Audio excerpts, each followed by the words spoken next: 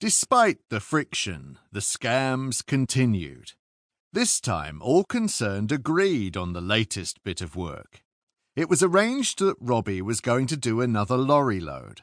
This time, the parcel was going to be 40 foot of booze. The deception was built around Robbie knowing a haulier who was struggling financially and needed a lump of cash on the hurry-up. Robbie gave the non-existent haulier the name of Johnny, who had a contract with a brewery company in Reading. The contract was pulling 40 foot of booze from the brewery to the Tesco supermarket distribution warehouse in Southampton. Again, this was all designed so they could spend time with Jimmy, keeping him busy and under control and letting him disclose his evil deeds. At the same time, it reinforced the notion that he was in with a proper firm of villains.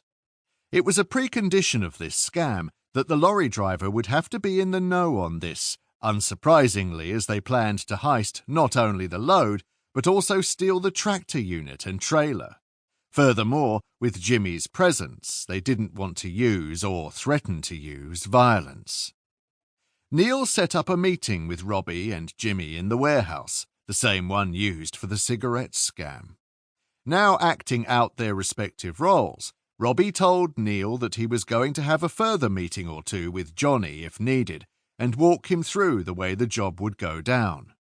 Robbie also told Neil that Johnny was looking for £10,000 for his part in the theft.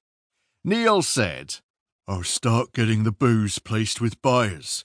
I know a good few who will be interested in cheap booze." Robbie turned to Jimmy, saying, "I'll take you along with me on the day of the race to ride shotgun." "Riding shotgun with you, Robbie? I like the sound of that." "Do I get a real shotgun?" Jimmy said. Robbie, smiling, looked at Jimmy and replied, "I wouldn't trust you with a super soaker sat next to me, you crazy fucking Irishman."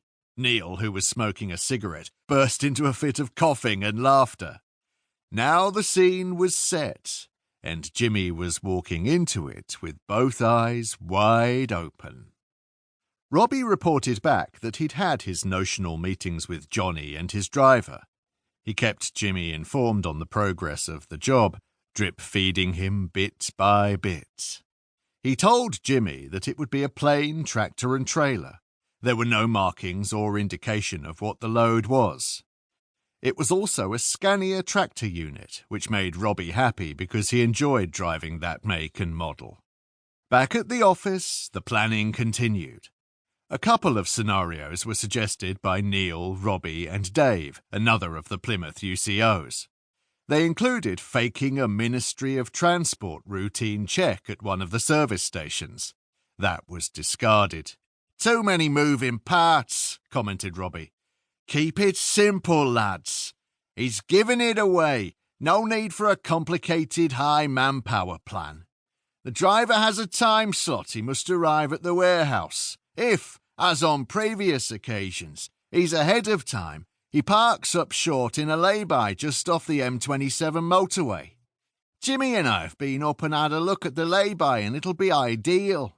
We'll just take the keys off him. Jimmy and I will drive the load off to here and unload it. I'll need hands for that, and to drop me and Jimmy off around Southampton." "Yeah, he knows a bit of work is in the offing," Neil replied. "I've told the driver he'll be left tied up with a sack over his head nearby, where he'll be found at least 1 hour after giving us a bit of a head start. I've told him exactly what to say to the old Bill when they interview him.